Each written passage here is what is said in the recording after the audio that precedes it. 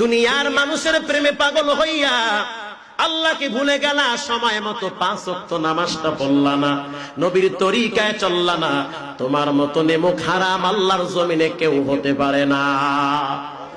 একটা কুকুর মালিকের নুন খাইয়া গুন গায়, রাস্তায় গাড়ি চলতেছে, দুই পাশের কুকুর গাড়ির উপরে হামলা। ড্রাইভারকে বললাম, কেন কুকুর এত গরম ভাব দেখায়? ড্রাইভার বলল, আপনি কি বুঝেন না, এই দোকানের সামনে সারা রাত কুত্তা জেগে জেগে পাহারা দেয়। কিসের বিনিময়?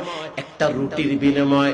মালিক সকাল বেলা দুপুর দোকানটা খুলে একটা রুটি সামনে দেয়, কুকুর রুটিটা খাওয়ার পর মালিকের গুণ গায়, দোকান বন্ধ করে মালিক বাড়ি চলে যায়।